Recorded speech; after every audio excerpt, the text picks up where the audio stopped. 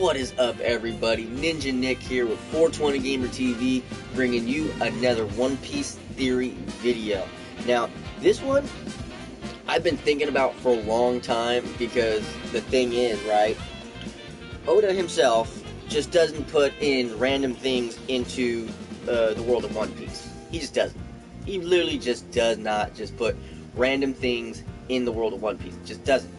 Now, what I'm getting at with this video, as you guys can see, volume, is future kings of the Straw Hat crew. Now, I believe Luffy isn't going to be the only technical king, or, person who's going to become king in the world of One Piece, especially in, his crew. There's one person in particular I'm going to bring up first, and we all know, anyone who's kept up with the manga, and anyone who's actually currently kept up with what's going on in the actual Japanese anime, English subtitled, then you know that Sanji is actual royalty. His family was given a kingdom. Their kingdom is like a kingdom of gypsies, pretty much. They just go around wherever they want. They're mercenaries. They're, their father's like the king of mercenaries, practically. It's literally what he is. Now, I can predict that at the end of the Whole Cake Island arc, the transition over to the Wano are Sanji, Luffy, and all the remaining crew that's right now on the sun. They're all gonna talk about probably a unification of what Sanji just gained, meaning after Sanji beats his father, because I'm calling it right now, Sanji's gonna beat the shit out of his dad. He's gonna beat the shit out of his brothers, at least the ones that are fighting him. I believe his sister's gonna actually join his side, but what's gonna happen is, I believe after Sanji wins and beats his father, he's gonna actually become the next king of his kingdom, and he's gonna now have an armada, an army of all of his own, to also now add in to Luffy's, that Luffy already has now after Dressrosa. Now, that's who Sanji's gonna be. He's gonna be the king of mercenaries. That's literally what he is. I wouldn't call it king of mercenaries, but considering that's what his family literally is a bunch of mercenaries. They're soldiers for hire. They'll fucking fuck anybody up as long as they're getting paid for it. So that I can see literally that's what's gonna happen. Sanji's now gonna be the king of mercenaries. Now, the next king we all know of, the Sogi King, the Sniper King, Usopp. Now, I believe Usopp literally will actually come across someone whose skill is, I wouldn't say far, far superior than his, but if anyone ever saw the Dressrosa arc, you all know that he has the best sensory haki that anyone of the entire crew has. Nobody will beat him when it comes to sensory haki. Period. For all those people who are wondering when is Usopp gonna get haki, he already has it. He ain't gonna have any other haki other than sensory, and that's all he literally needs. Like, literally, that's all he needs is his sensory haki.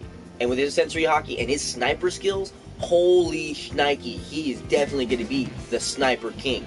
And the fact that he uses, a slingshot, that makes him 100 times better than anyone who uses a rifle or a pistol.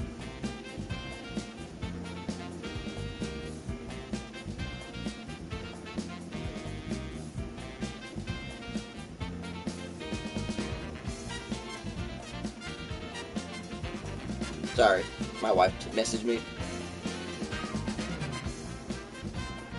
But, yeah, that's who we already know Usopp is the Sniper King, but it's going to be official probably once he actually beats his dad. Because right now, as far as we all know, his dad is the best of the entire world when it comes to snipers. So, I can see his dad probably challenging him sometime far down the line, or maybe even just passing down the mantle because he sees how good his son is. Especially the fact that his son uses a fucking slingshot and not a gun. And he can shoot anything. Usopp can literally, it's already proven, he can shoot a cannon, he can shoot a gun, he can shoot a fucking slingshot, anything. Anything that's projectile status, he can shoot. Sniper motherfucking King. Now, the other king, and this one is also a self-proclaimed king, is the Soul King, Brook. Now, we all know with the whole reveal of Sanji's past that Brook had a past as a royal guard. He actually guarded a kingdom, all up until his kingdom got attacked by Sanji's family. Kind of ironic, but well, I think his whole entire journey through all that he's done is what's going to drive him to be the Soul King, because his music can connect to people's souls. He can practically make anyone do anything he wants. It's kind of fucking trippy. And I think because of his devil fruit ability, it's literally going to give him the connection to connect to people's souls who are weaker than him and actually manipulate them to pretty much freeze. But still, I believe that's who Brook is. And technically he's already the Soul King, and in doing so, what made him the Soul King was in the beginning of the time skip when Luffy and the crew were all getting back together on Sabaody.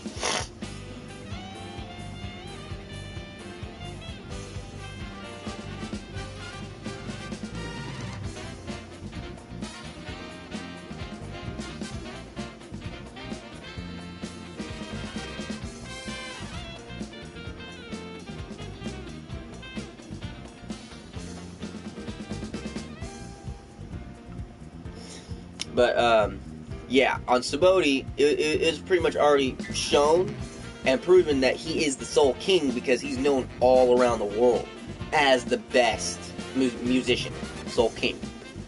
Now, the last, but I wouldn't say least, of future kings is Zoro.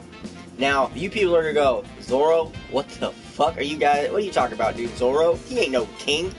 Yes, he fucking is. I believe his mother or father, whichever, was probably one of the original actual daimyos before the original, or before the previous daimyo got kicked out. I believe pretty much, I think Zoro's Momonosuke's older brother. I think maybe Zoro, being in the family that he was in, he decided that, he wanted more, and maybe he decided to go out and actually become a little bit more. Because there's like Zoro, he has an honor system that is well beyond a normal person. I mean, well beyond. That's the same thing about Usopp and a good majority of the One Piece, of the Straw Hat crew.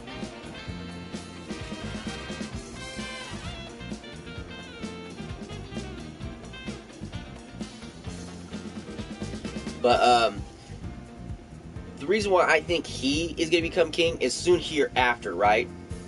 Right after they go from, Whole Cake Island to Wano, and everything goes down on Wano, Zoro's going to be, pretty much the head of what's going to go on. I'm calling it right now. He's going to be the big top dog, even though Luffy's going to be there, but Luffy's going to get there towards the end. Like, you already know it. Like, Wano's going to kick off. Shit's gonna happen.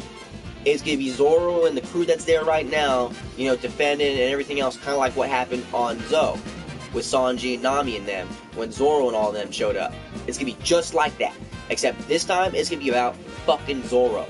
And what's gonna happen is lots of us are gonna find out about Zoro's past.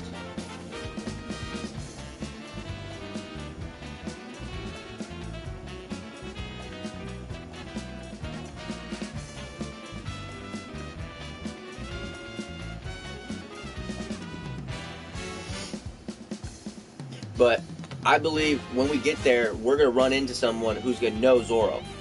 Like, I mean, instantly recognize him, not some students from his old teacher school and everything, no.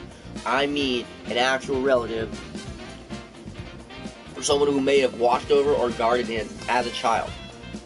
And it's going to be, and if it's not that, what also is going to happen is the person who is the strongest of the island, the person who is the best swordsman on the island, is usually the daimyo.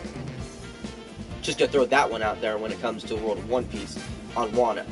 So if the story is told that Zoro beat Ryuga, or I think it was Ryuga.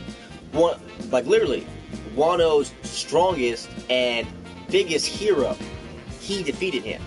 And if that that part is told, as well as what's going to happen on Wano, which is going to be Zoro. I wouldn't say single-handedly defending it, but him being the strongest swordsman there, the people of Wano are going to want him as the daimyo, because they're going to see him as just a person who leads by example, a person who, actually shows that a leader has to be able to lead. A leader has to be able to withstand all that's going to happen, whether it's good or bad.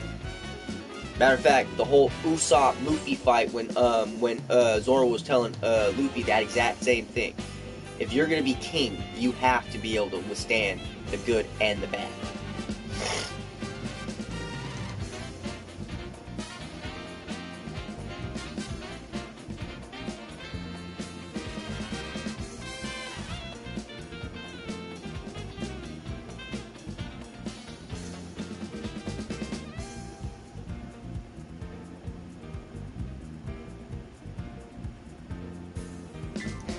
But I literally think that's what's going to lead Zoro to become the actual daimyo, actual king of Wano. He's literally going to become the king of Wano. And it's going to be bad motherfucking ass when he actually becomes the king of Wano. Because I can literally see it. I can literally see Tashigi getting there, Tashigi waking up. And what I mean by waking up is I'm still a firm believer that Tashigi is Kuina. I literally still believe it, and I think it's good. I think her awakening, her realization, is when she comes across the current daimyo, her father, and she wakes up, memories flood in.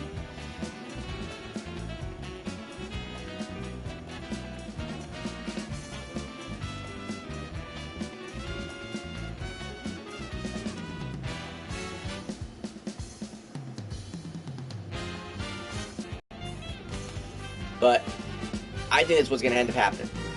And the defeat, I think, because I literally think Zoro is going to be the one who defeats the actual current daimyo, and that also is what's going to lead him to become the king of Wano. You know, the samurai king, technically, if anything. Because he is going to be the strongest swordsman after he beats, Hawkeye. So him becoming the strongest swordsman eventually, years on down the road, and then the king of Wano. That's gonna be badass. Literally. Now, and I did this mainly for all the current crew members instead of, who might be, and everything else.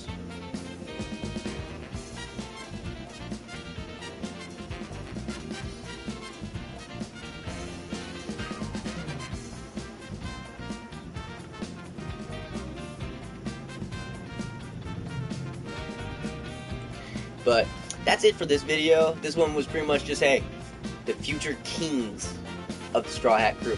And there's quite a few of them. I might even do future queens of the Straw Hat Crew, which, and the reasoning for that would be more of who's getting with, each one of them. And that would make them a queen. You know what I mean? I hope you all enjoyed the video. I enjoyed making it. I hope you all have a great day, great evening, great morning, all that great shit. Take it easy, guys. Catch me for the next one. Later.